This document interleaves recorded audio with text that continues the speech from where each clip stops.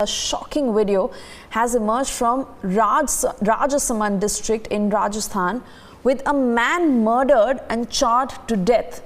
The accused, identified as Shambhu Lal Regar, can also be seen giving a chilling communal rant after committing the crime. In fact, we have reports that have been sent in from my colleagues Varun and Ritik, followed by more reactions. Let's cut into all of that before we go to Varun Live. In the most heinous of its type incident happened in Rajsamand, it was totally clear that this incident is not normal at all. What Republic investigation has found out that this is a mix of frustration and enmity which has come out, and then this whole thing has happened. Police has also said that this whole thing is the misuse of technology and the enmity which has come out till yet. Although police is not clarifying the purpose of this incident, but in Republic investigation we have find out from sources many more things which led to this incident.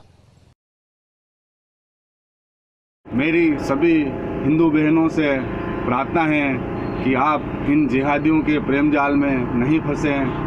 ये आपका दिल जीतकर Islamic व्यवस्था के अनुसार पूरी ज़िंदगी आपसे अपनी हवस मिटाते रहेंगे, क्योंकि आप एक हिंदू हैं। आपको जन्म देने वाले माता पिता ने हिंदू धर्म के देवी देवताओं की पूजा की है। आप में से ही लव जिहाद में फंसी हुई एक अबला लड़की की मदद करने के कारण मुझे अपनी ज़िंदगी दांव पर लगानी पड़ी है। ये हमारी युवा पीढ़ी को बर्बाद करने के लिए इस्लामिक देशों से जहरीले नशे बनाकर हमारे देश में फैला रहे हैं। क्या जो घटना हुई और जिस ढंग की वीडियो वायरल किया है और जो लोगों ने भी देखा और पुलिस ने भी देखा है, वो तो बहुत ही हृदय विदारक है। जिस ढंग से उसे मारा है वो वास्तव में कोई भी आदमी देख करके चौंक जाएगा। लेकिन जिस आदमी ने किया उसने वीडियो बनाया और वीडियो को भी वायरल किया है, इसका मतलब यह है कि अभियुक्त इस बात से तो परिचित था कि मेरे को सजा मिलेगी और मैं ये काम कर रहा हूँ। अब सही घटना तो उसके पकड़ जाने के बाद ही विषय आएगा कि भाई क्या है क्या नहीं है। लेकिन 302 का मुलजिम है, मारा है, कानून उसके साथ सख्ती से कार्रवाई करेगी। रात से पुलिस ढूंढ रही है, जैसे ही पकड़ में आएगा उसके बाद आगे का क्या कारण रहा है, क्या वो उसका कहना है, वो तो उसके बाद ही पता लगेगा।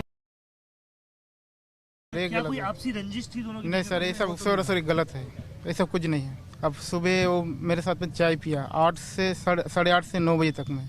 मैंने बोला मामा कहाँ जा रहे हो? बोल रहे मैं झेल चक्की जा रहा हूँ।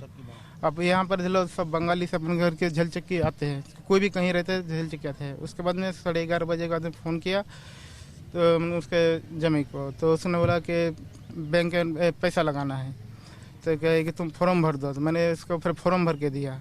उसके बाद में मुझे 3 बजे खबर आया कि ऐसे 786 नंबर गाड़ी है, उसका एक्सीडेंट हो गया है।